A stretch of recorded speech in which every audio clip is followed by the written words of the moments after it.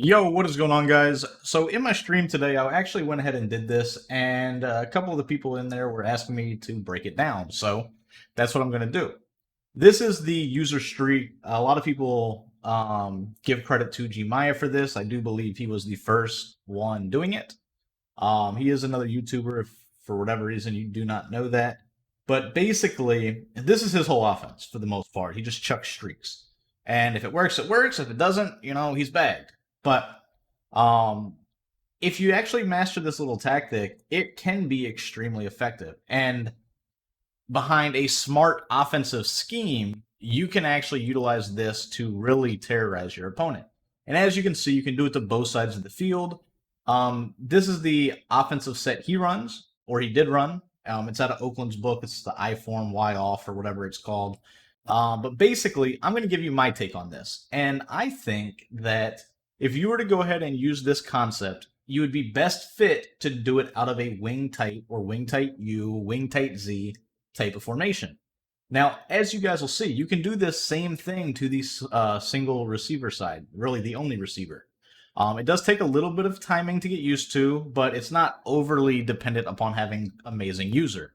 You basically just need streak specialist, and you need to spend about 15 minutes in practice mode figuring out the little swerve with the receiver. And like I said, it's just a bullet pass up. Like you take the controller, your left analog stick goes straight 12 o'clock.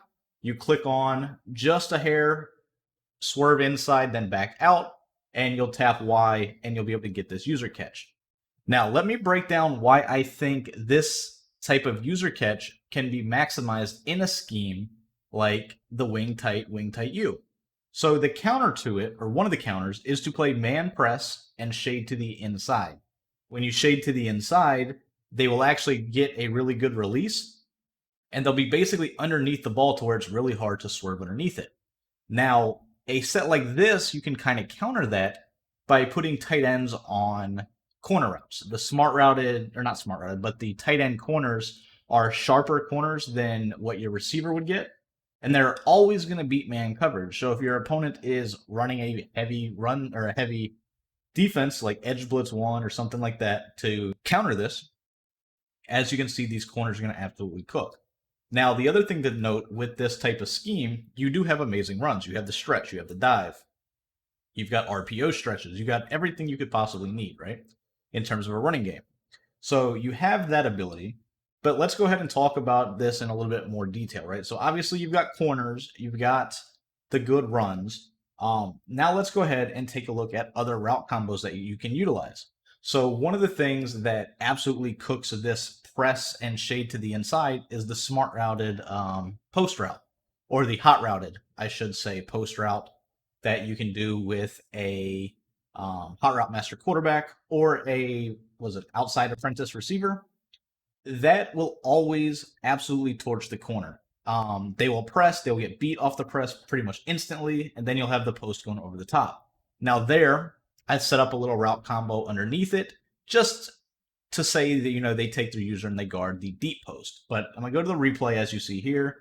I just want you to see how this gets played, right? You'll see he'll basically beat that press every rip, but then once he breaks to the inside, he's gone.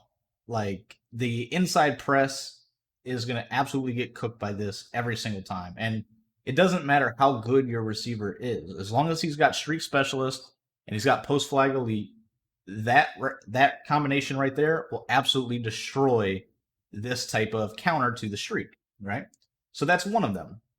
Now let's go ahead and take another look at this. So the other thing that I wanted to show you is how you can use motion in these sets to basically screw up this counter as well. So once again, the counter is to press, shade to the inside. It changes the alignment of the corner. But when I motion the receiver over to the other side of the field, I can still chuck the streak, but you'll see that it actually changes his alignment from where it would be to the inside to where he's playing outside, which will once again be an easy catch for me to just user. So I'm going to do it one more time, and then I'm going to show you through instant replay how it actually looks.